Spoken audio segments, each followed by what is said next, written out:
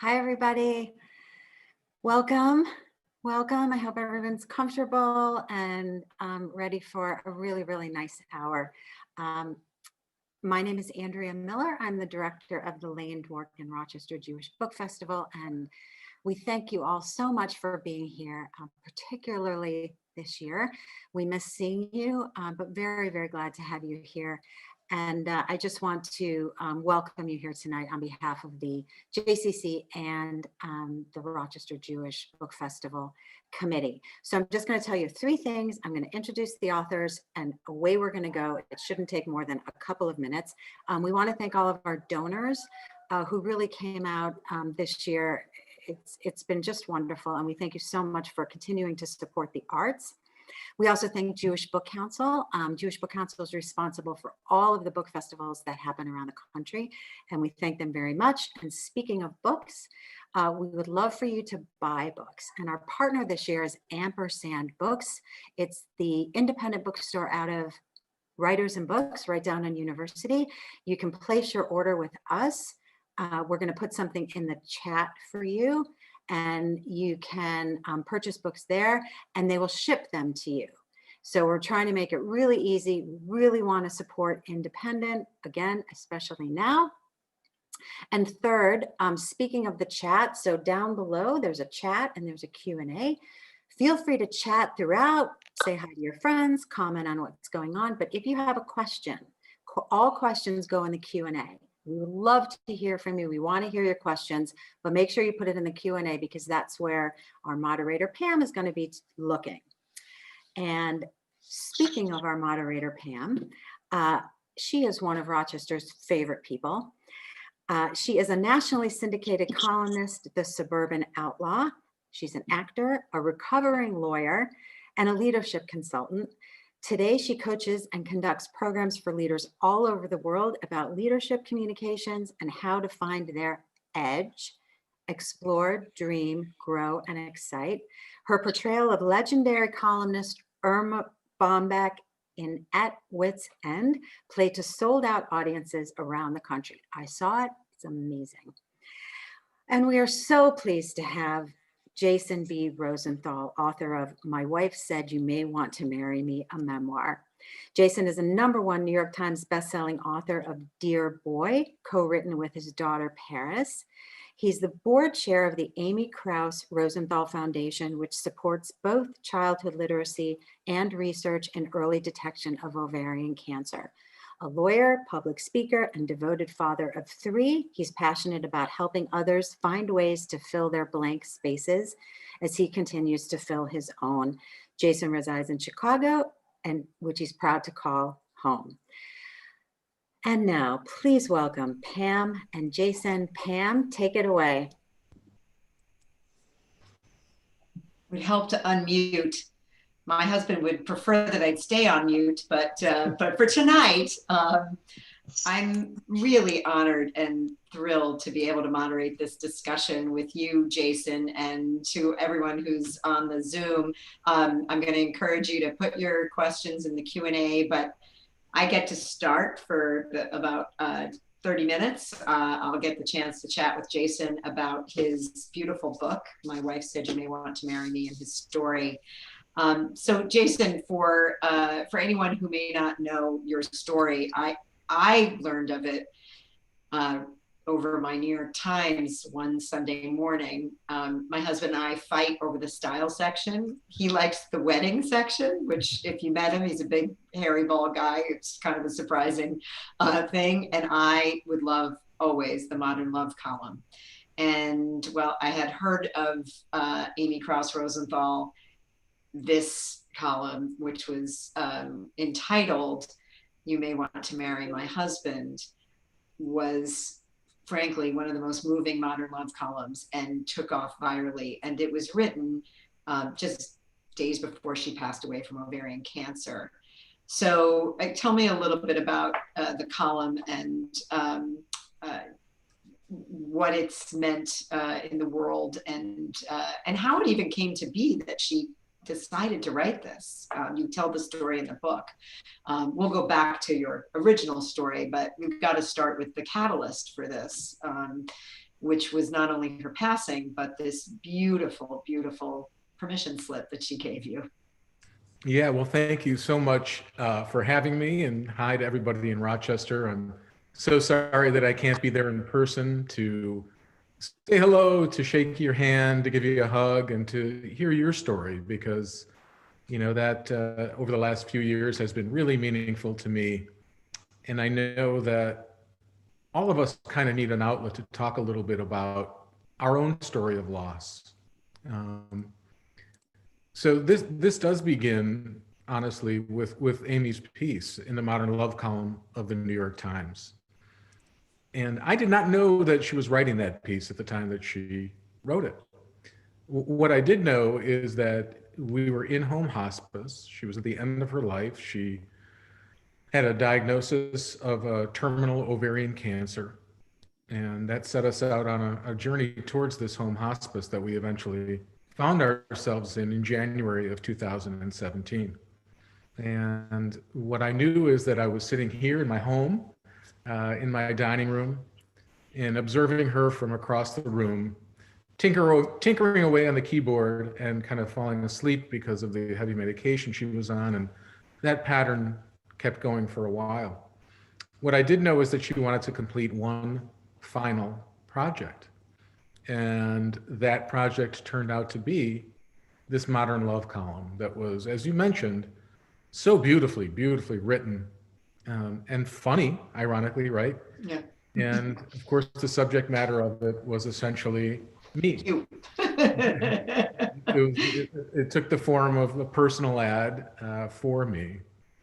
To find love after Amy was gone, yes, but also permission to move forward in my life. And so I read a draft of it before it was published, and I said, wow, this is spectacular. And even then, I lived with a writer for a very long time, a very accomplished and published author. Yet still, you don't know what's going to happen with a piece of writing. And she knew. She had a destination for it. And sure enough, it was published. And like you said, it came out 10 days before she died of ovarian cancer here in our house. And the response was absolutely overwhelming. And as you mentioned, set me on a course in my life that I never expected, of course, never wanted, and couldn't imagine. So interesting because the book, which tells your story from the beginning, and we'll talk about that.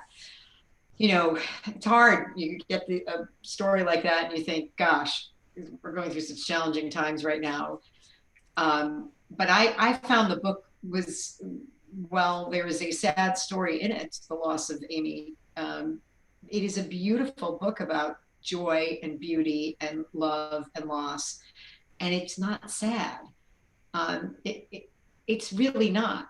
And so that's one of the reasons why I wanted to talk to you, because we could write a sad book about grief, but you write this joyful, possible book about grief. And that starts with the story of your life with Amy, because while she was writing a personal ad, Tinder, I actually went back and reread it again for, this morning, a Tinder ad for her husband, which was very funny.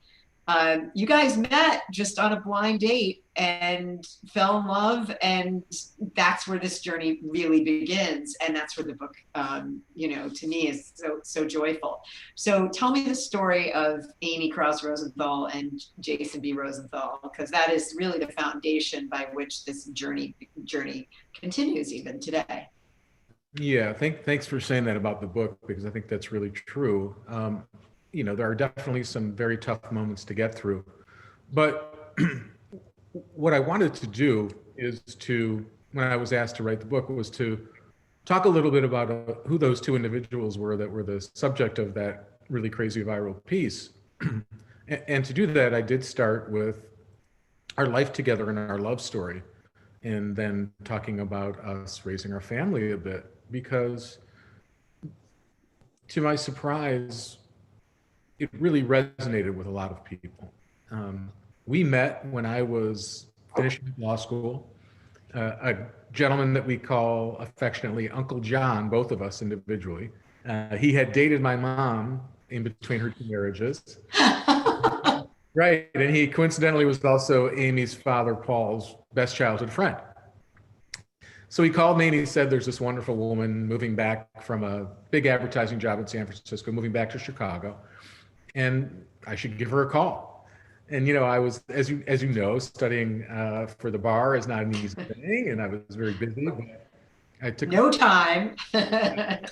Yeah. So I took a break from that intense study in the law library, and I called him, and we went on a blind date.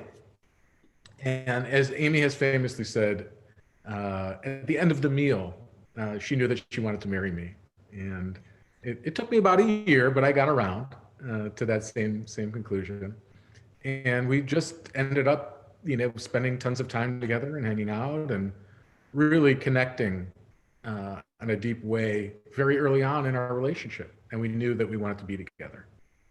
And in fact, I think one of the things that has resonated with me, you know, one of the reasons why this resonated so much with me is my husband and I are married 38 years now. He's probably on here, is going to write in the chat how long we're actually married, 36 years.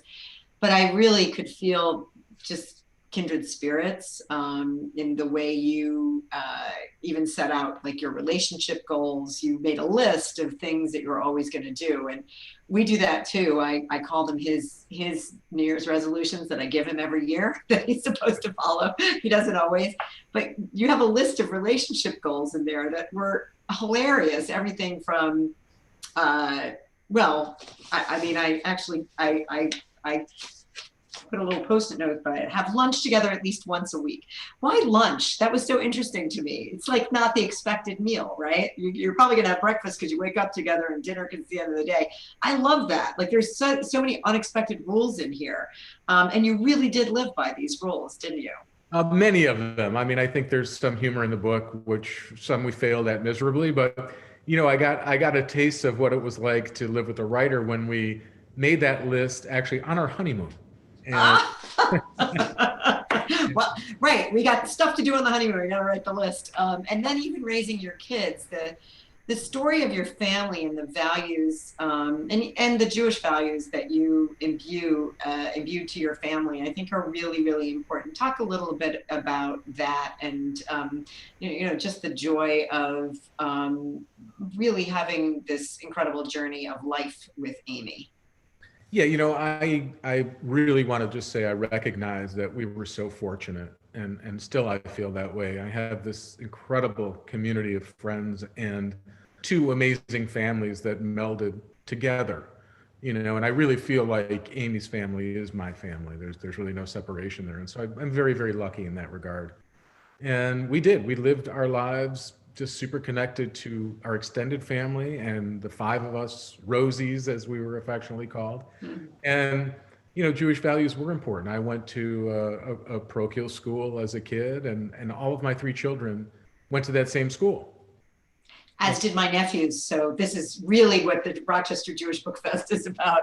It's great because you and then you would have Shabbat dinners with extended friends to come over as well, right? Yeah, I mean, if it's okay with you, I'll read Yeah. Love excerpt it.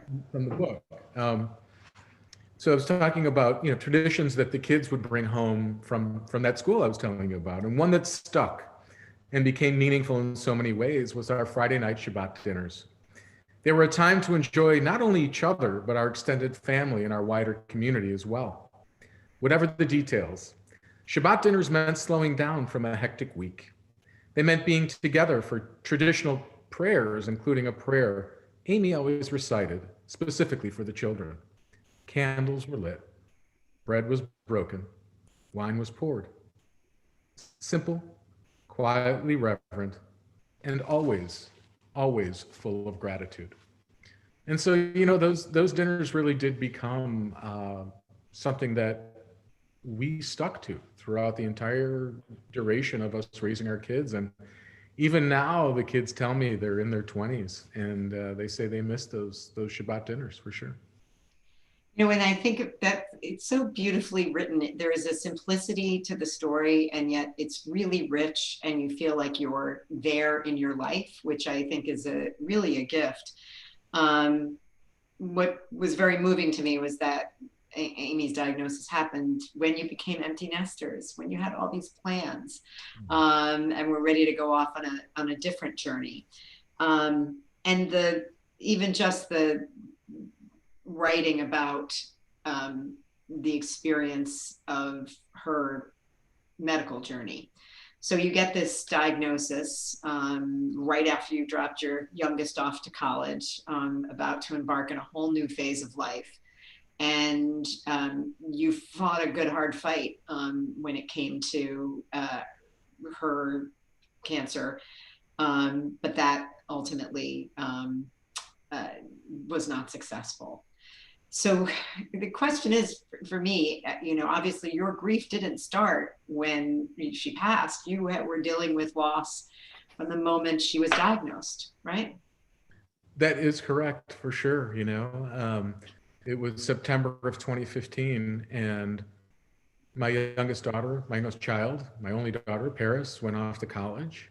And, you know, Amy and I were excited about the prospect of having that empty nest. I know for some people, they can't imagine what they would do without those tiny footsteps that got bigger and bigger in their household. But we were really excited, and we had plans. Amy had career plans. We had plans together, and things we wanted to do. And literally, like you said, the weekend that Paris was to start her college, Amy was out of town on a business trip and called me and said, "I'm not feeling so great." And that's when we said, let's take you to the emergency room when you land. And we got the diagnosis that changed our lives.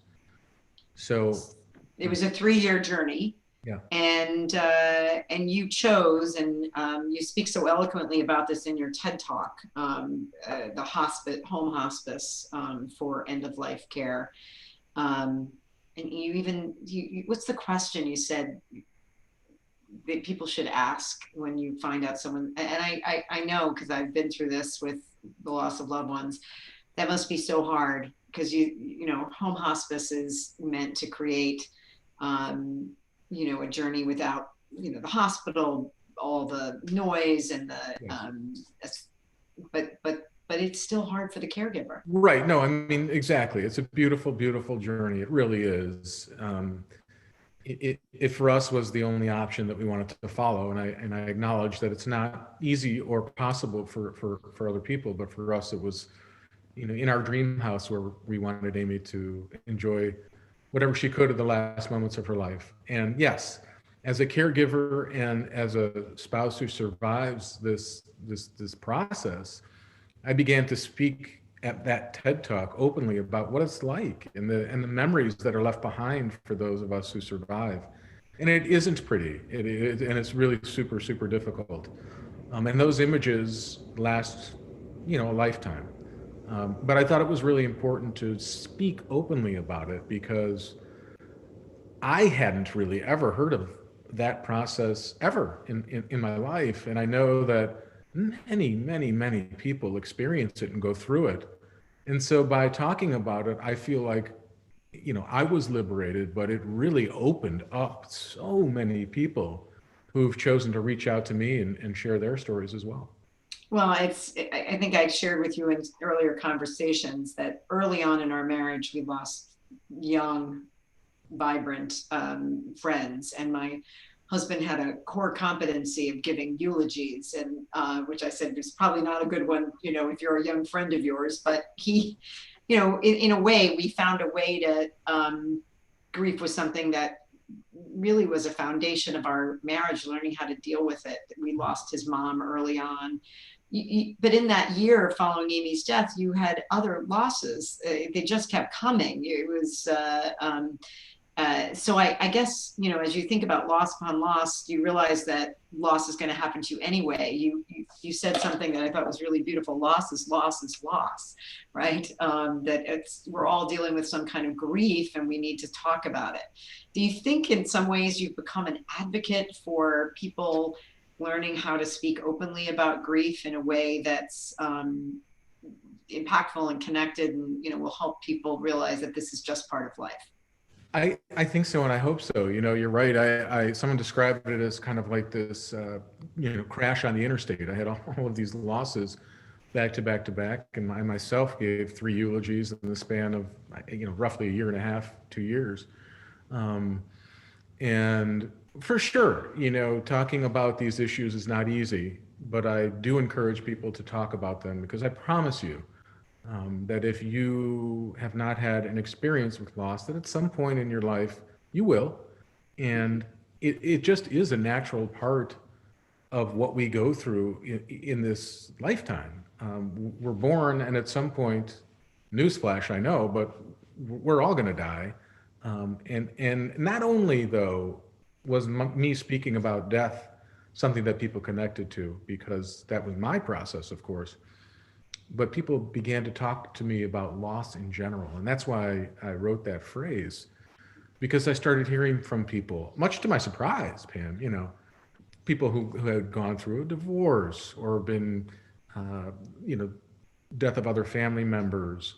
Lost a job, right? I mean, it's, right. Or being locked in, right? Being locked in, right. Hitting rock bottom, having a terrible experience with addiction, things like that. And even during these last, what has it been, 9 months, 10 months, whatever we've been through with COVID. Right. It's certainly a time of all of our lives where we are experiencing loss of one type or another. So knowing how to manage through it, I mean, you really had a perspective about how to the journey through the loss, and particularly in the raw few years after. Can you talk a little bit about some of the, the one that stuck with me was find joy, and such a beautiful concept that you found beauty, that it still existed even through deep sadness. But you did a lot of things to get through this. And can you share a little bit about what are some takeaways that were helpful to you? Yeah, early on, I was approached by others who had lost a spouse. And what they said to me, they were further along, of course, down the line and process of grief, and said to me, Jason, you will find joy. And I thought, yeah, you'll find joy maybe, but not me. You have no idea what this was in my life. We were so connected. But she was right, of course. And time is an interesting concept and allows us to slowly take those baby steps towards getting back into a sense of appreciating what we had and what we have. And of course, for me, I was given the ultimate gift, a very public gift of saying, it's okay. Not only is it okay, but please find love, enjoy your life, and take advantage of the fact that you're still here, and there's lots of life to appreciate and to find joy from. It's such a beautiful concept. I mean, I remember once saying to a friend, I don't understand that the aftermath of a beautiful marriage is that you spend the rest of your life lamenting that it was gone, your loved one is gone, and the aftermath of a terrible marriage is that this is awesome, now I can move on. Whereas it should be, you get to the aftermath of a beautiful marriage is that you have had love in your life, and therefore a testament to love to have it again. Which of course is something that people want to ask of you as part of the, you may want to marry my husband was a call to action. I'm assuming you had people sending you proposals. I know you got a few, but here we are 3 years later, and it's been publicly reported. So I don't think we're revealing any confidences when you actually have love in your life, and you have always had it with your children and your family, but you're in a relationship now, right? Yeah, I'm very fortunate to be in a meaningful relationship, and it's great. One of the things I do write about in the book is that challenge. So now here I am, I'm a public person, kind of, whatever that means. Yes. And I've been given this express permission to move on, and everyone knows it, even people in my close circle. and they've given me their blessing and they want me to be happy, and still it's really hard to navigate. So imagine without any of those blessings, what people go through in the angst of moving forward. And it's a slow and difficult process, and I have no problem saying this. It's still hard. It's challenging, for sure. Not only within my own family, with my children and how to navigate that, but just in general with our friends and in life and with Amy's family and all those things. I think you're going to have to write a new, a second book about, about the, well, I told you that I say to my husband, he's so lucky he married his second wife first. And he always says, I wouldn't want to get married again because I'd have another woman to tell me what to do. But I think that's okay because you want to have, you want to be in the messiness of a relationship. And Amy did say, I have this quote that she said, make the most of your time here. I mean, I just love that. And, when I think about her creative work, I'm going to start shifting to some of the questions that we have in the Q&A because I think they're special. Someone asked about the yellow umbrella and asked if it was a reference to How I Met Your Mother or just a yellow pillow. And I didn't even know that. I forgot that there was that in How I Met Your Mother, but this is, I think Amy did it first, right? Would you explain a little bit about the yellow umbrella? Well, I have to admit, I've never ever seen that show, much to people's surprise. But I think you got a copyright issue. You are a lawyer. Maybe you want to I did not know that was the symbol. Meeting his wife. The yellow umbrella has become Amy's legacy symbol. I would encourage those of you who are watching to go on YouTube and search for The Beckoning of Lovely, which is a big deal that she created. I won't give away too much, but what she said, it was totally unknown why people were going and what they were going to expect, what to expect when they got to Millennium Park, which is where this event was going to take place, this community event. And Amy said she'd be the one carrying the yellow umbrella. So that's how that came about. It's and now there's a foundation called the Amy Krouse Rosenthal Foundation, and it is certainly a symbol. There is an actual statue. Is it in Millennium Park or is it somewhere in Yes, Chicago? Those are two separate things. I just had an instinct after Amy died. I wanted to commission a piece of public art in Chicago. And so I did that with a local artist. It took us 2 years to navigate the city of Chicago and the Chicago Park District. I knew that I wanted it to be an umbrella somehow incorporated in it.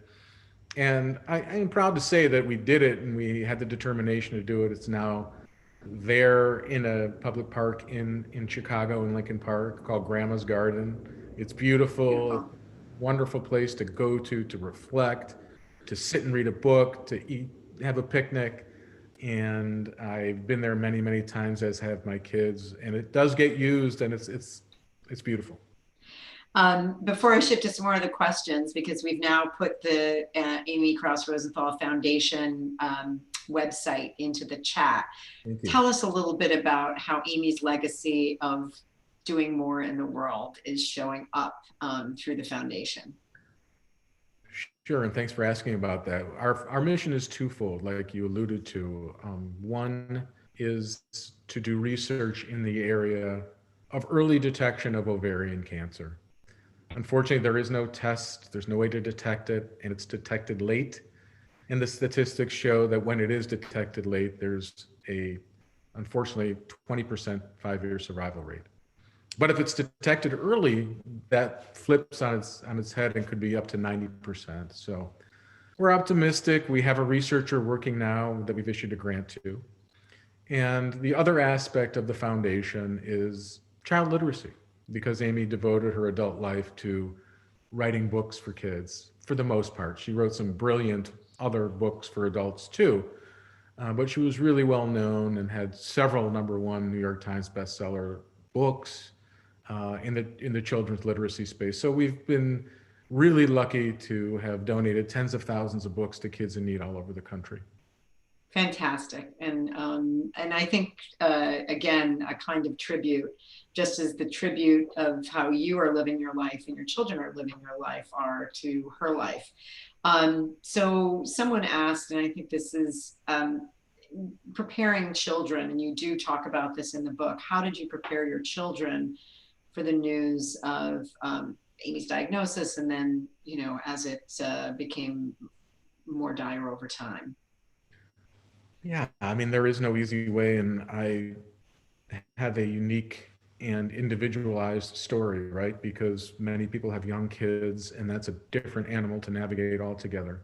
Right. My kids, as I indicated, my youngest was off to college. My two boys are older, so one was in college and one was already out of school.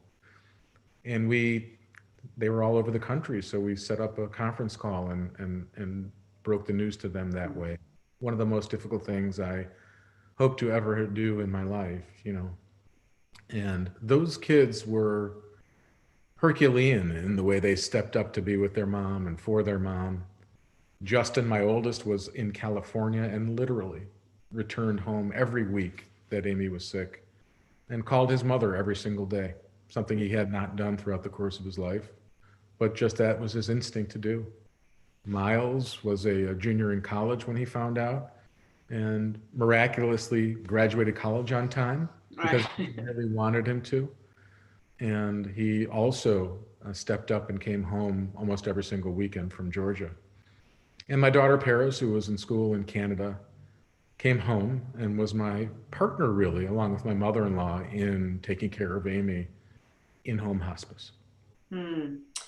And just to share, how are they now? And I guess, are they all over the country? Have you spent time with them during this time of COVID?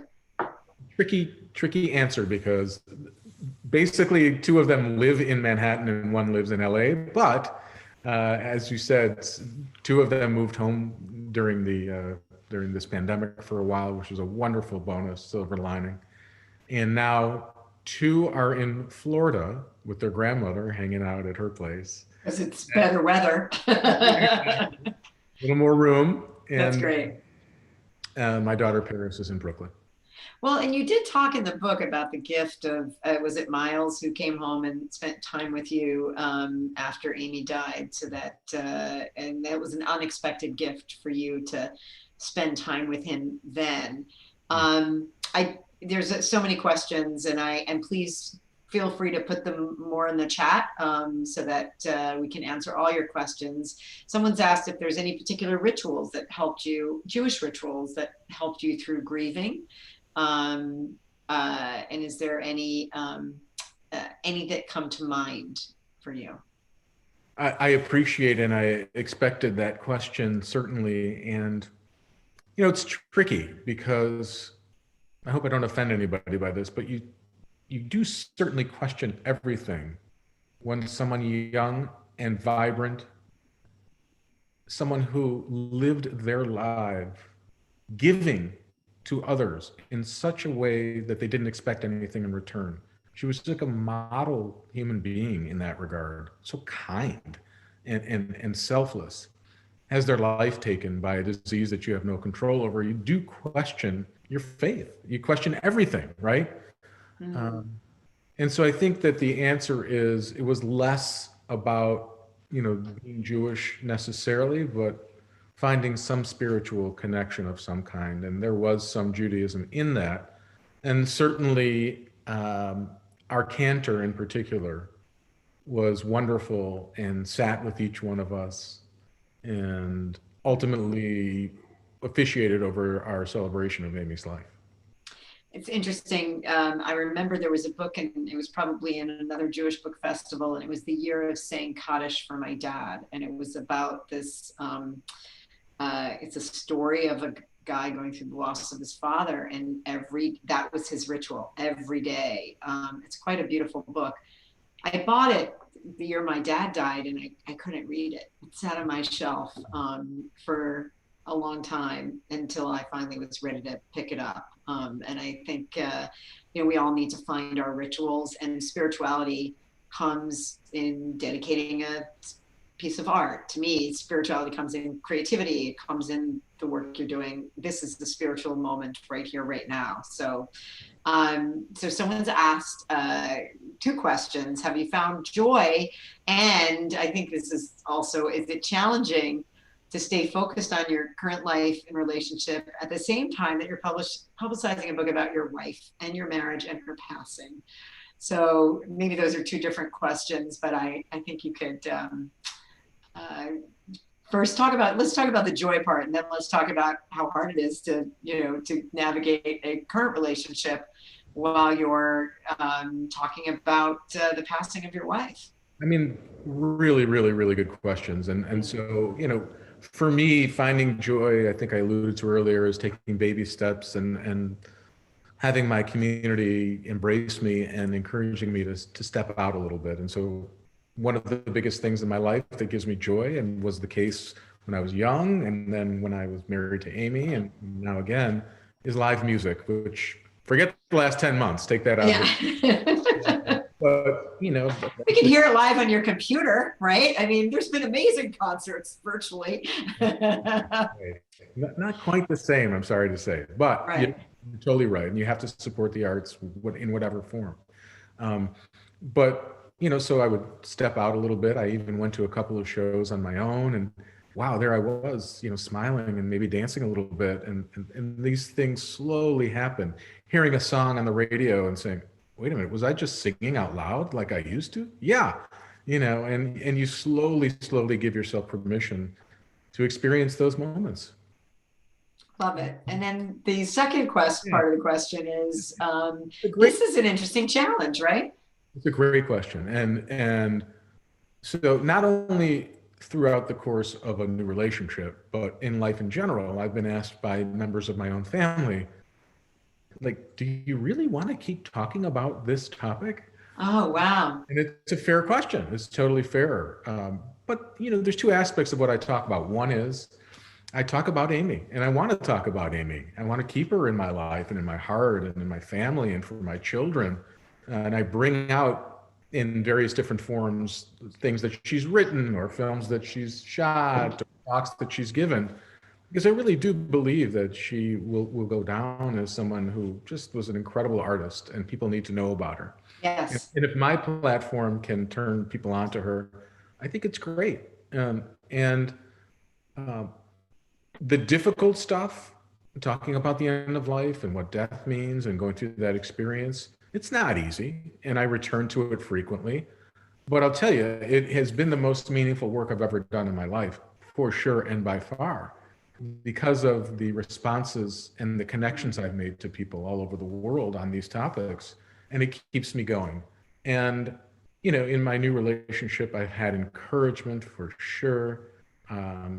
And I think the easiest way to navigate that is to talk openly about it, which is not easy, but is the only way.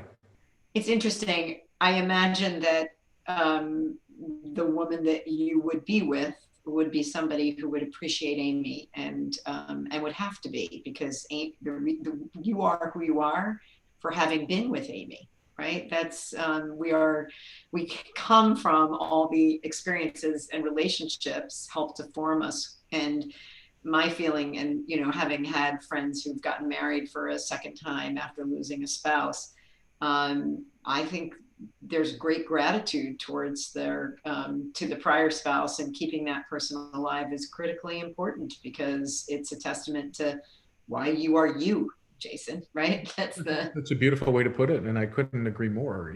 That's one of the strengths of what our relationship was, is that we built each other up, to be the individuals that we were, and then, work on being a couple, of course, as well. But yeah, she gave me so much to become the person I am. And she sort of thrust you into a spotlight, and let's talk a little bit about that. I think I told you that I was given the opportunity to interview Jay Pausch, who's the widow of Randy Pausch, who famously wrote The Last Lecture. And I was the first interview she gave publicly 6 months after his passing. Mm-hmm. And she famously didn't want him to write this book and go on this journey. His last lecture from Carnegie Mellon blew up and was on Oprah, and he was living with pancreatic cancer.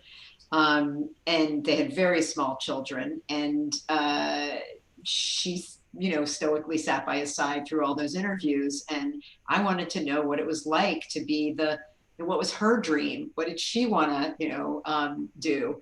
And because he was really a dreamer. And, you know what she said her dream was?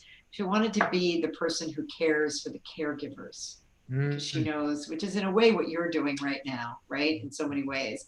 But she too was an introvert and was put on this national stage. I'm curious for you, was there any time where you just said, great column, I'm just not gonna follow through on this? Or you felt the need to sort of answer it?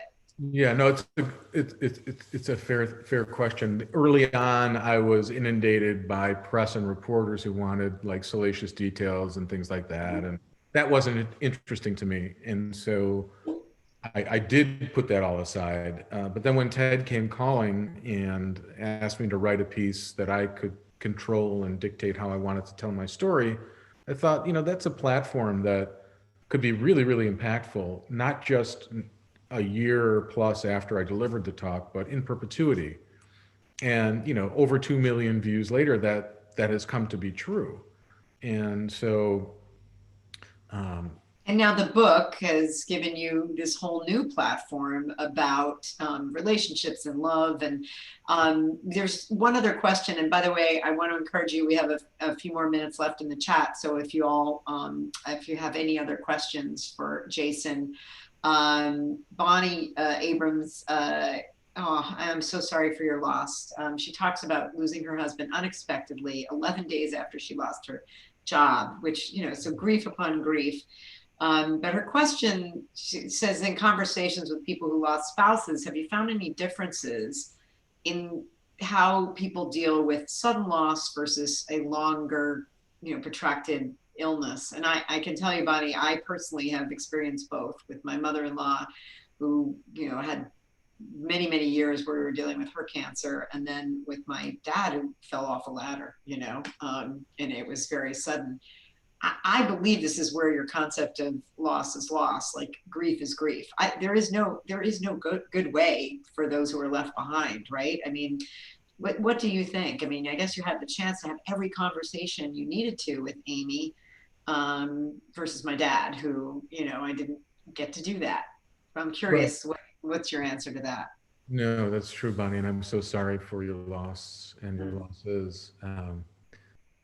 I think Pam, you hit it on the head. And what we who have time are able to do, and what I encourage people to do through not just my TED Talk, but in general as I continue to speak about these topics, is to have conversations now when you're younger and healthier, or whatever age you're at, now that you're thinking about it because you're hearing us talk, to really have some meaningful and deep conversations about what the end of life looks like for the both of you, because the chances are very strong that one of you will be left behind, and you don't want to have those lingering questions unanswered and provide such angst and stress for those who are surviving. So really, that's the only advice I could possibly give, and I don't know if that was the case for Bonnie, but and it's a really beautiful point. I mean, I honestly, I think that is, again, another one of, I mean, honestly, I got to ask, I've seen her, I've read her work, I've watched her movies.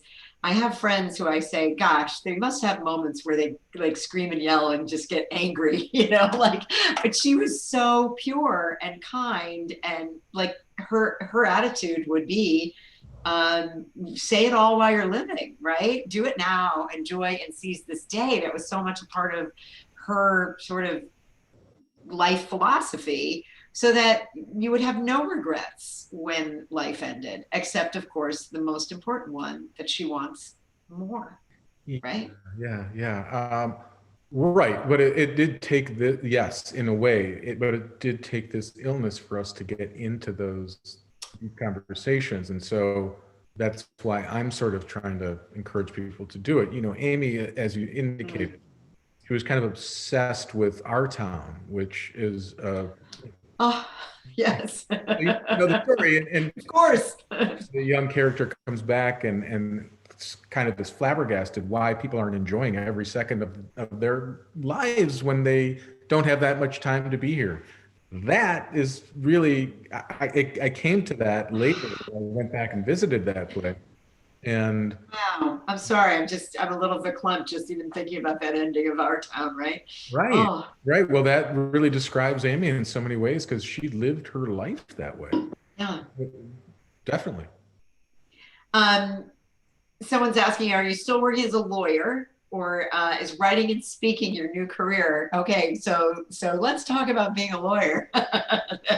We have a lot more in common than people know that we didn't know about until a few days ago. But I have officially closed my office downtown. I still have a few lingering things there in my legal capacity, so I have to Yeah, be. they never let you go. You have to finish the cases, right? I have to wrap up exactly. But you know, for the last 3.5 years, no, longer than that. Even when Amy first got sick, I've really tried to pay attention to what's important in my life, and I gave the law almost 30 full years of my life, and I think that's enough. I'd like to say I gave it a good college try for 6 whole years before I before I left the law to become an actor. But I do want to go back to one other question, Sure. because your life was really just this beautiful picture of you and Amy and her creative life. And did you ever like fight over mundane things, or did she ever get cranky? I'm just curious because there is a kind of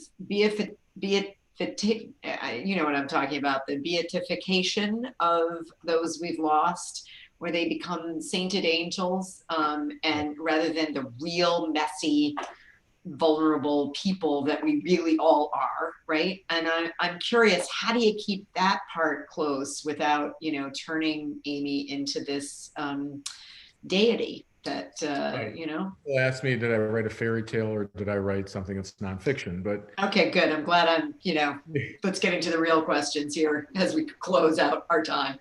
well, my oldest son, when he delivered his eulogy for his mom, he said he never remembered us raising our voices, which was really an incredible statement. And Mm. I don't run that, as you might be able to tell. I'm kind of a mellow. Really mellow. I said when I first met you, and even listening to Amy's voice, there's a gentleness and a graciousness that I think we need more of in the world. Your voice is important, but so you don't run intense, is what you're saying. Yeah, no, I don't. I'm not wired that way. But did we kind of argue over little ridiculous things, like if I was 5 minutes late when I said, yeah, sure, of course. But that happens in any relationship. But the big things in our values were so aligned, and we really were in love, that you know those moments are going to happen over 26 plus years of being together. I love that. I just want to make sure there aren't any more questions that are coming up for the participants, because we are coming to a close here, and I'll just I'll ask you, what's next? We're in the middle of COVID. You're on a book tour. The book is beautiful. I got a dog-eared copy because there's so much that I wanted to ask you about, and because it was just so deep and rich about your life, but also great takeaways.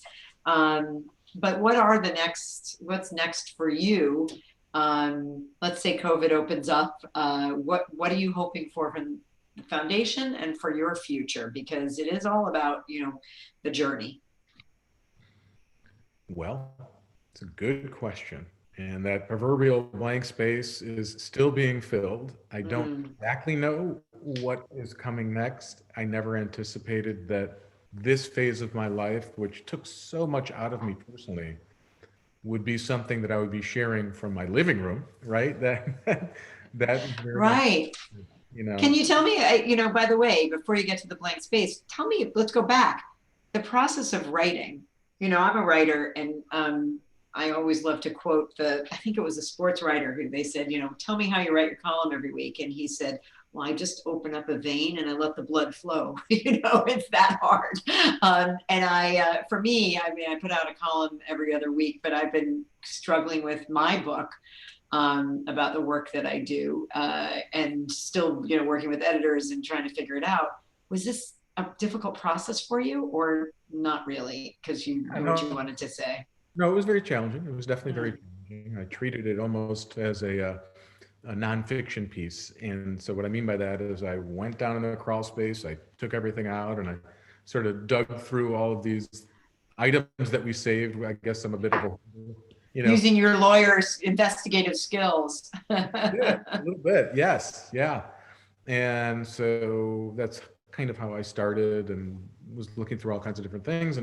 But at the end of the day, it's my story. And it took a certain discipline, of course, to sit down and take time to write. I didn't have that much time to write it. It did take many iterations over the course of the time that I first turned it into my publisher, and my editor was wonderful, fabulous. Matt Harper at HarperCollins. Who would have thought? Wow. And yes, so getting back to the issue of what is next, I really don't know.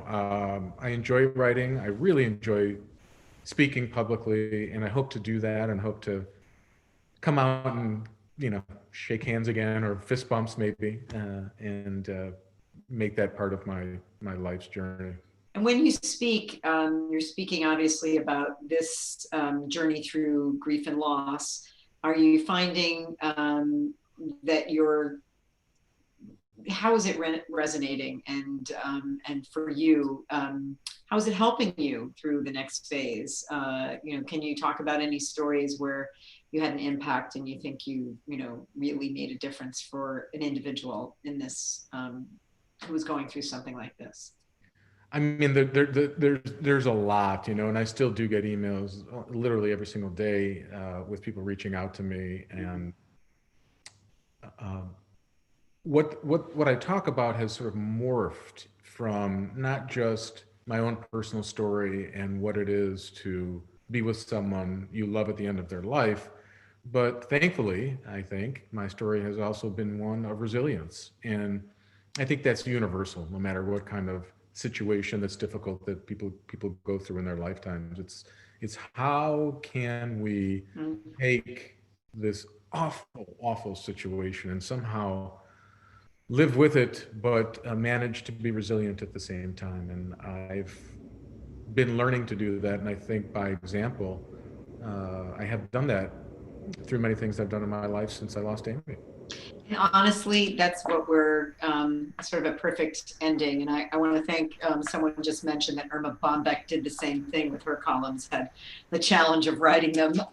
But I will tell you, I think that the book resonates even more for those of us who are going through the loss of a life we knew, and that we can all show up with resilience and hope. And when I think about the creativity of what people have been doing during this time of social unrest and this time of COVID, I actually am really hopeful about possibilities, and that there'll be more yellow umbrellas popping up all over the place of people who will really come out of this dark, challenging time with great books, literature, and art that has to be the thing that comes out of this, that will show our resilience.